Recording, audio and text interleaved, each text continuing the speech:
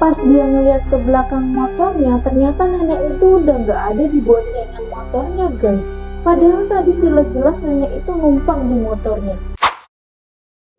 Assalamualaikum guys, welcome back to my channel. Balik lagi bareng aku Putri Nuari. Makasih buat kalian yang udah klik video ini dan nonton video ini sampai selesai. Dan jangan lupa buat subscribe, like, komen, dan juga share video ini sebanyak-banyaknya ya guys.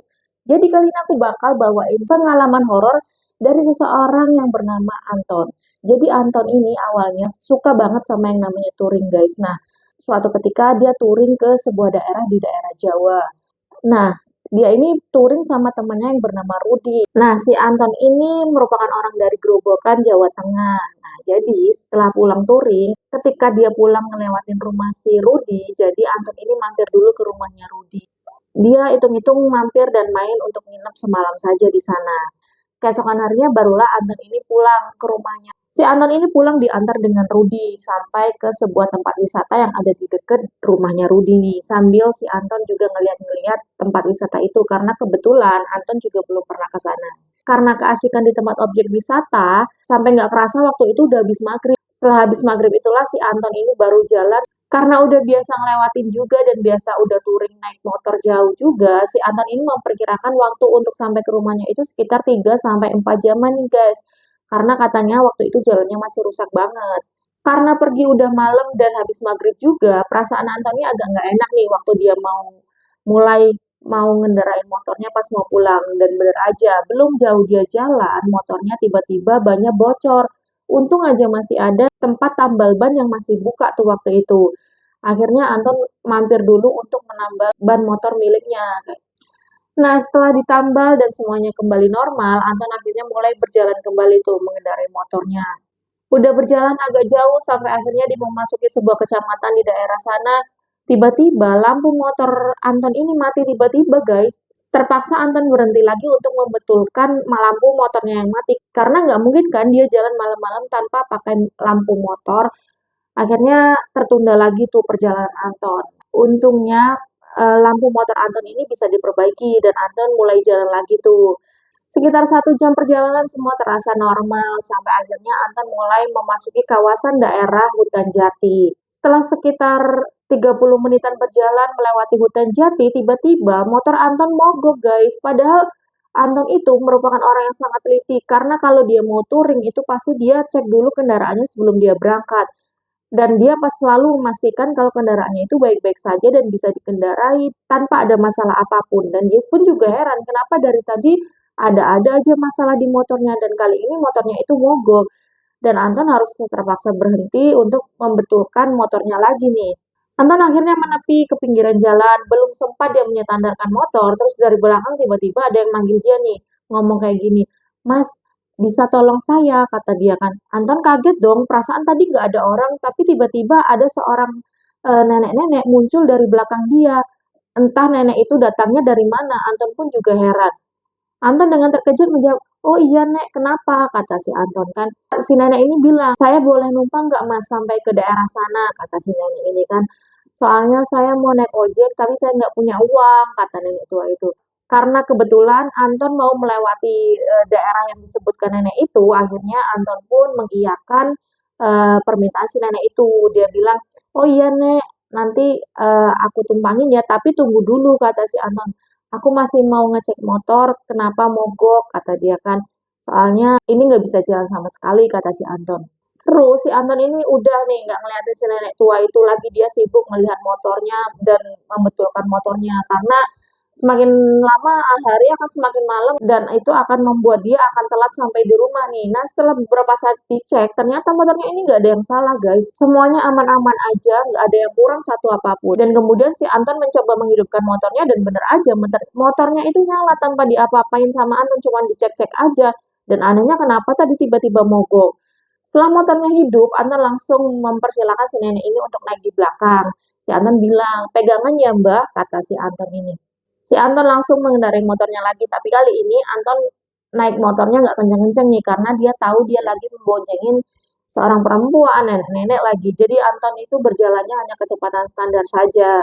Di perjalanan memboncengkan si nenek, Anton ngerasa ada yang aneh nih. Anton mulai mencium sebuah wewangian yang nggak biasa. Tapi Anton berpikir, oh mungkin ini dari parfum si nenek ini dalam hati Anton. Tapi kok dia bisa beli parfum padahal dia mau naik ojek aja nggak punya uang, kata si Anton kan.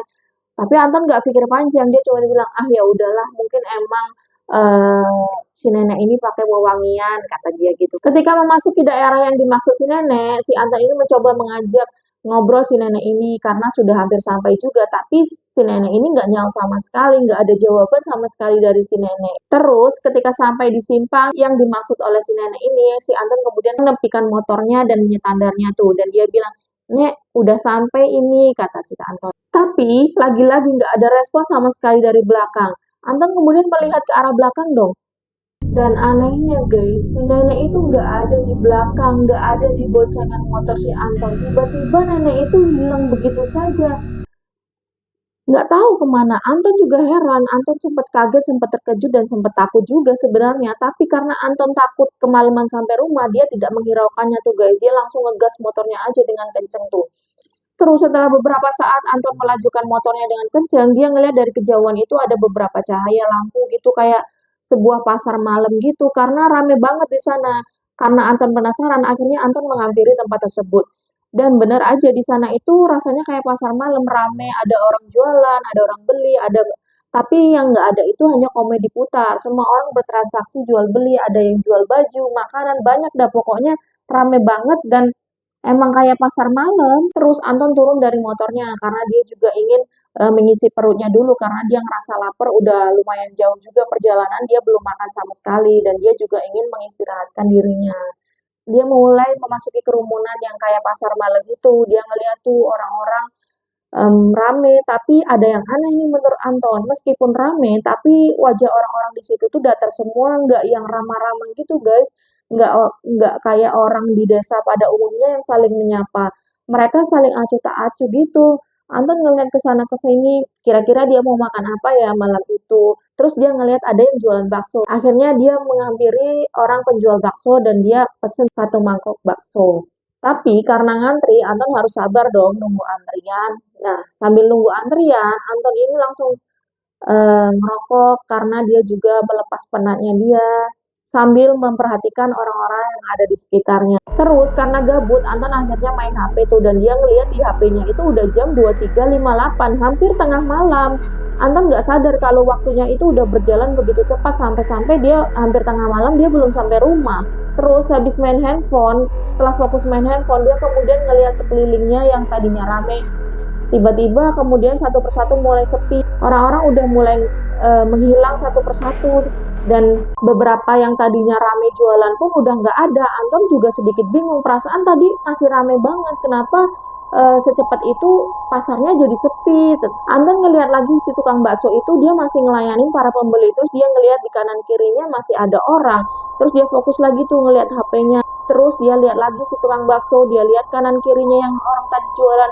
Dan anehnya, baru sebentar dia melihat tadi ada, sekarang udah nggak ada guys. Harusnya kan kalau orang jualan mau pulang, itu beres-beres butuh waktu seenggaknya setengah jam ataupun 1 jam. Ini baru ditinggal ngelengok sedikit, itu udah nggak ada semua orang yang jualan di situ tuh guys. Di situ Anton mulai merasa takut, mulai merasa merinding dan udah nggak karuan rasanya badan Anton. Dan nggak cuman itu, baru saja dia ngelihat ke arah kanan kiri, terus dia lihat si tukang bakso lagi, udah nggak ada guys tukang bakso di depan dia. Semuanya berganti gelap gulita, nggak ada lampu satupun. Dan yang dia lebih terkejut lagi, semuanya berganti menjadi sebuah makam. Dan kalian tahu, yang dari tadi dia dudukin, yang dia anggap kursi, ternyata adalah sebuah batu nisan. Tanpa pikir panjang, Anton langsung lari dan dia langsung menghidupkan motornya dan mengegas motornya dengan kenceng-kenceng. Dia udah nggak ngelihat kanan kiri lagi, yang penting dia pengen cepet sampai rumah. Karena dia baru sadar kalau ternyata dia itu barusan kayak berada di tempat ataupun dimensi lain. Ataupun dia mungkin sedang berada di pasar gaib mungkin. Nah, semenjak saat itu, Anton menjadi trauma kalau touring pulangnya malam-malam. Jadi sejak saat itu, Anton kalau pergi touring pasti selalu milihnya pagi ataupun sore aja. Dan kalaupun waktunya nggak cukup, berarti malam dia harus istirahat dulu dan melanjutkannya keesokan harinya. Oke guys, sampai di sini dulu cerita kali ini dan jangan lupa kalau kalian punya cerita mistis ataupun pengalaman horor bagi kalian, kalian bisa tulis di bawah ataupun di kolom komentar, ataupun kalian bisa kirim ke email aku, siapa tahu nanti cerita kalian bakal aku bawain di YouTube aku. Thank you for watching. Wassalamualaikum warahmatullahi wabarakatuh. Bye-bye guys.